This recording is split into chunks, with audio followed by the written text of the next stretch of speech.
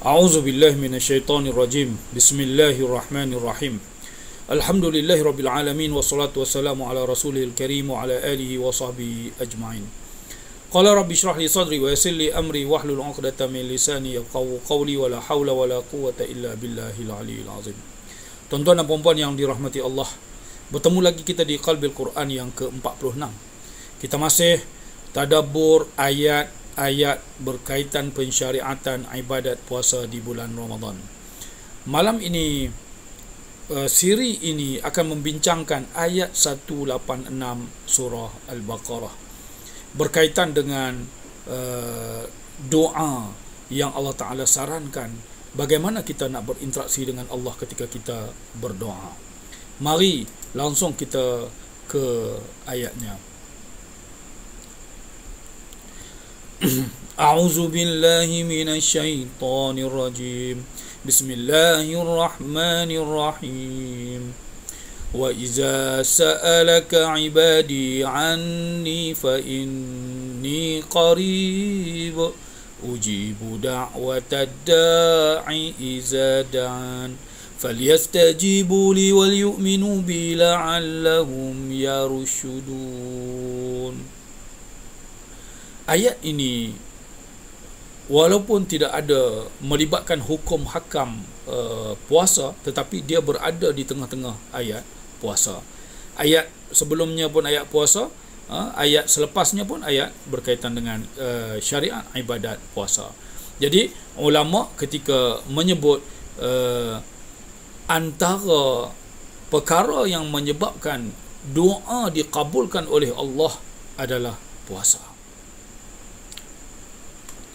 Jadi ada beberapa perkara untuk kita ambil perhatian berkenaan ayat ini. Kita akan lalui satu persatu.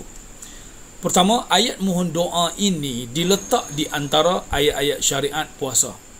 Ayat syariat puasa bermula 183, 184, 185. Tapi ayat 186 ini adalah menceritakan tentang pensyariatan doa ataupun bagaimana Allah Ta'ala guide kita untuk berdoa kepadanya. Dan 187 terus kepada syariat puasa. Itu kedudukan ayat. 2, petunjuk ketika puasa doa mustajab.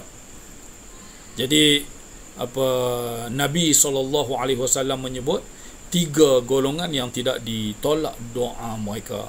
Imam adil, as-saim hatta yuftir. Orang yang berpuasa sehingga dia futur, sehingga dia berbuka. Da'watul mazlum, itu 3 orang. Salah satunya adalah syarat doa yang tidak ditolak adalah ketika puasa. 2, 3.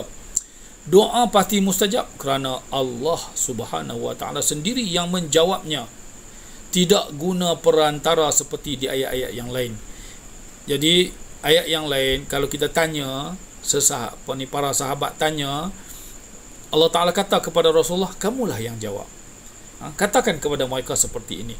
Tetapi ayat doa ini Allah Ta'ala yang jawab sendiri.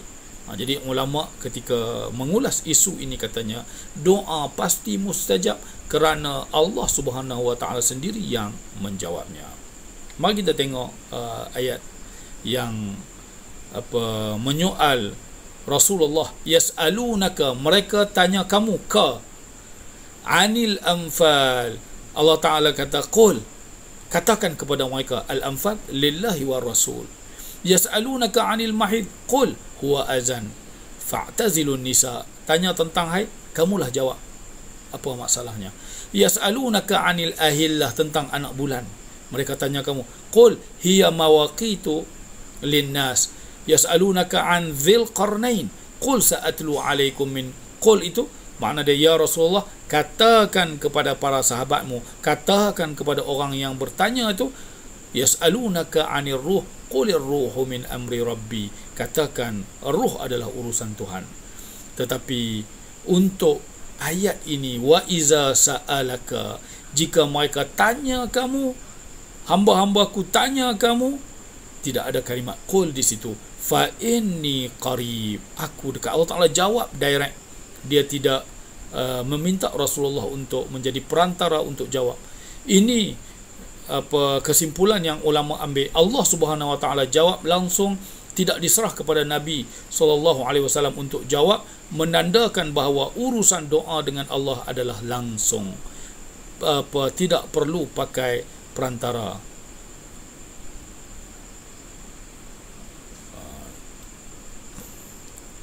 Jadi yang keempat, munasabahnya dengan ayat sebelum. Ayat sebelum kan berkaitan dengan puasa, walitukabbirullaha ala ma hadakum wa la'allakum tashkurun. Kamu pasti akan bertakbir kepada Allah di atas kurniaan yang diberikan kepada kamu di dalam bulan Ramadan ini, wa la'allakum tashkurun. Semoga kamu bersyukur dengan anugerah yang Allah Taala beri di dalam bulan Ramadan. Jadi ulama menyebut, maka pasti kamu akan mencarinya lagi. Makna dia bila kamu dah puas, kamu dah begitu gembira dengan anugerah yang diberi di dalam bulan Ramadan itu, pasti kamu akan mencarinya lagi. Jadi Allah Taala lalu Allah Subhanahu Wa Taala langsung beri panduan bagaimana kita hendak mencarinya, bagaimana kita nak berinteraksi dengannya melalui doa. Sebab tu munasabah ayat ni sangat sesuai dengan ayat pensyariatan Ramadan yang sebelum ini.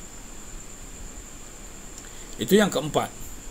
Kelima, wa iza sa'alaka, apabila kamu telah ditanya oleh hamba-Ku ya Muhammad, ka tu kepada Muhammad. Allah Ta'ala tidak kata ujibu da'watahum, aku akan jawab pertanyaan mereka, aku akan jawab permintaan mereka. Tetapi Allah Ta'ala guna ujibu da'watad da'i, aku akan jawab, aku akan terima, aku akan istijabah doa orang yang berdoa.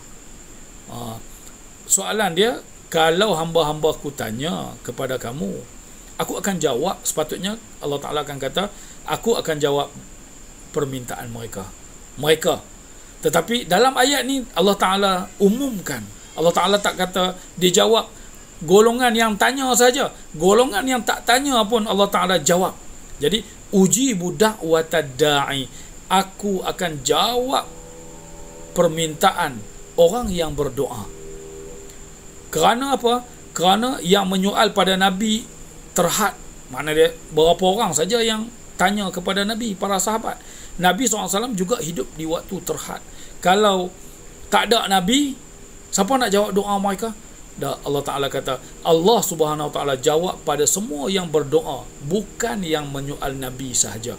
Jadi Allah Ta'ala tak kata ujibu da'watahum, aku akan jawab permintaan mereka, pertanyaan mereka. Tak, aku akan jawab siapa saja yang tanya di zaman mana pun, ketika ada Rasulullah, ketika tidak ada Rasulullah, siapa yang berdoa, Allah Ta'ala akan istijabah kepada doanya. Masya Allah. Kemudian Allah Ta'ala kata, wa iza sa'alaka ibadi, penggunaan ibadi dilalah alal kasrah, menunjukkan bahawa ibadi ini hamba-hambaku yang banyak. Jadi kalau hamba-Ku banyak mana pun mereka doa kepada Aku, pasti Aku akan jawab. Kerana dalam Al-Quran penggunaan ibad tanpa huruf ya ini menunjukkan alal qillah, hamba-hamba yang sedikit. Jadi ada ya dan baca panjang sikit menunjukkan banyaknya hamba-hamba. Tiada ya dan baca pendek menunjukkan kurang dan sedikitnya hamba-hamba tersebut. Ada ayat yang akan kita guna sebagai contoh. Contoh dalam surah Zumar ayat 10, qul ya ibadillazina amanu taqu rabbakum. Itu ya ibadi, dal itu tidak pakai ya. Jadi penutup ayat tu, innama yuwaffas sabiruna ajrahum bighairi hisab. Hanya golongan yang bersabar sahaja akan dibayar ganjaran mereka tanpa hisab. Ini ramaikah? Sedikit. Jadi ibadi tak pakai ya, kerana golongan yang masuk syurga tanpa hisab ini sedikit sahaja.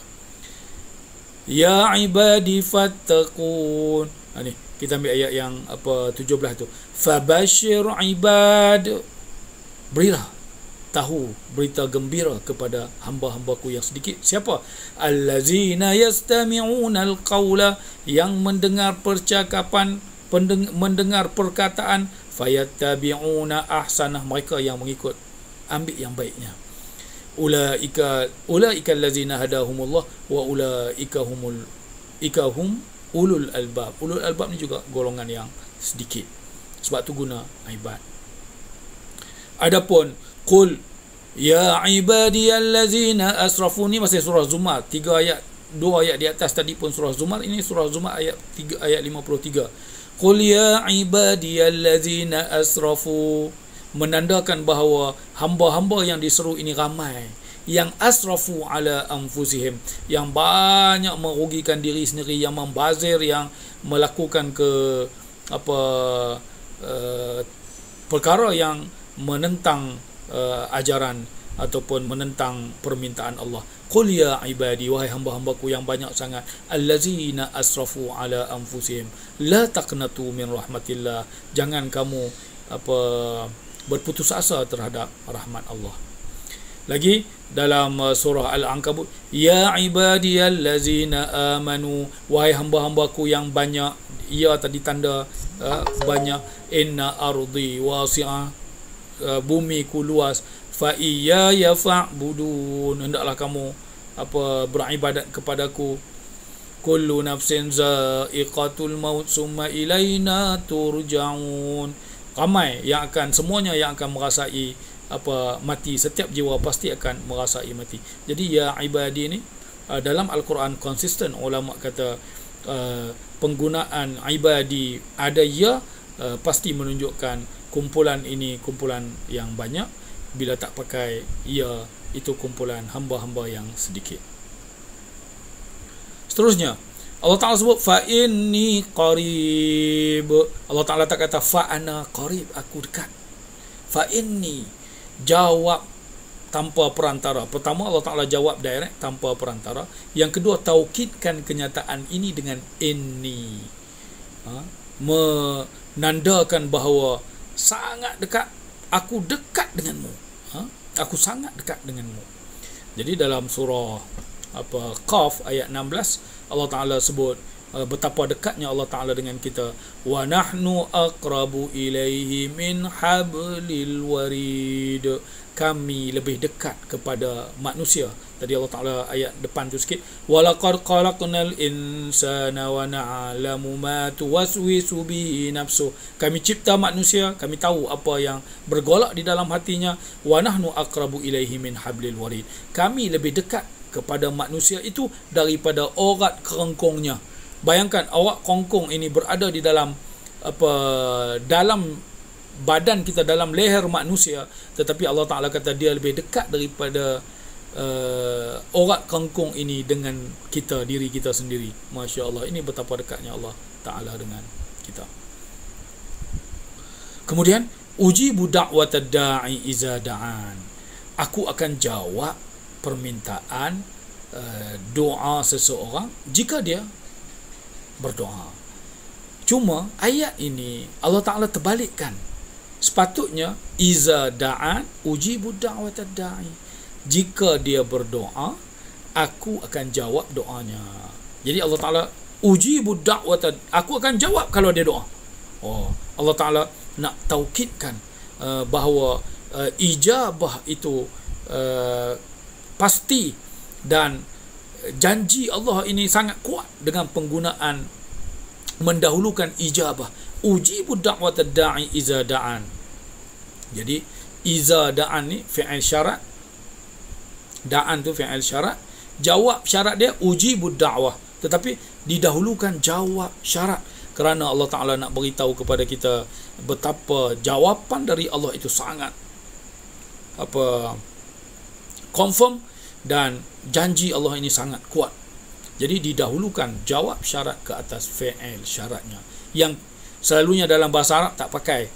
Bahasa Arab kata iza akaltu ashba', jika aku makan aku akan kenyang. Tak ada kata iza ashba'u iza akal, aku akan kenyang jika aku makan. Ayat terbalik begitu orang jarang guna, tetapi dalam Al-Quran pakai macam ni kerana untuk mengukuhkan meyakinkan kepada orang yang mendengarnya bahawa Allah Ta'ala sangat akan memberi ijabah kepada orang yang berdoa kepadanya. Jadi dalam sepotong hadis riwayat Imam Tirmizi, ma min muslim yad'u bi da'watin laisa fiha ismun wala qati'atu rahim. Tidak ada di kalangan orang muslim yang berdoa dengan satu doa yang dia tidak ada dosa, tidak ada memutus silaturahim, illa Allah Ta'ala akan beri kepadanya tiga kemungkinan. Imma an tu'ajjil lahu da'wah, sama ada Allah segerakan permintaannya. Yang kedua, imma an yadakhiraha fil akhirah, sama ada Allah Ta'ala simpan untuknya di akhirat. Wa imma an yasrif anhu minas su'i mislaha, sama ada Allah Ta'ala tolakkan keburukan seumpama permintaan dia tadi. Maknanya dalam kehidupan dia akan ada keburukan, jadi Allah Ta'ala tolak yang itu muqabil dengan bayaran doa seumpama yang dia minta tadi. Ini hadis riwayat Imam Tirmizi. Seterusnya, iza da'an tadi digunakan likasratil wuqu' atau tahaqquqi al-wuqu'. Penggunaan iza ini menunjukkan sesuatu yang pasti dan digunakan dalam likasrah, makna dia banyak perkara yang akan disebut itu akan berlaku. Allah Ta'ala tidak guna in, dua-dua ini membawa makna yang sama, tetapi Allah tak guna in, kerana in ini dia boleh jadi berlaku, boleh jadi berlaku sikit, boleh jadi tak berlaku, boleh jadi mustahil berlaku pun guna in. Contohnya, qul in kana lirrahmani walada, in jikalau Allah Ta'ala Ar-Rahman punya anak, ini perkara yang tak berlaku, mustahil. Jadi dia menggunakan in, dia tidak menggunakan iza, kerana iza akan membawa satu makna yang pasti. Jadi penggunaan iza da'an menunjukkan pasti akan diberi ijabah jika dia berdoa. Kerana ayat-ayat kiamat semuanya pakai iza. Ulama kata tidak sah ayat akhirat, ayat cerita tentang kiamat pakai in, walaupun membawa makna yang sama jika.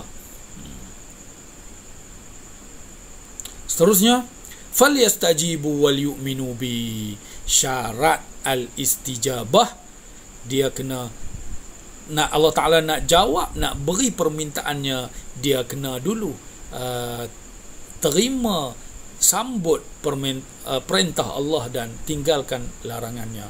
Wal yu'minu bi, yang kedua kena beriman dengan Allah. Jadi ulama menyimpulkan dua tanda iman kita, iaitu amal jawarih, anggota kita mengikut segala permintaan Allah, meninggalkan segala larangan Allah.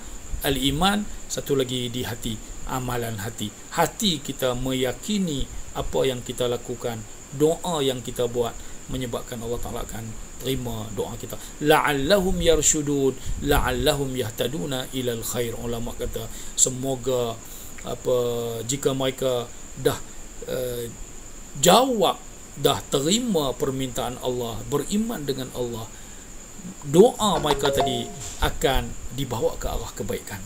Jadi Allah Ta'ala yang akan membawa ke arah kebaikan. Jadi permintaan kita bukan mesti Allah Ta'ala tunai ikut kita, tetapi ikut Allah. La'allahum yarshudun, semoga mereka akan dibawa ke arah kebaikan. Jadi tuan-tuan dan puan-puan yang dirahmati Allah, ayat 186 yang kita tadabbur hari ini amat luar biasa, memberi ruang yang begitu luas kepada kita, memberi confirmation yang sangat kuat bahawa Allah Ta'ala maha menerima doa yang kita doa. Jangan abaikan doa kita, khususnya di bulan Ramadan yang akan datang ini. Sehingga bertemu lagi di Qalbil Quran seterusnya. Aku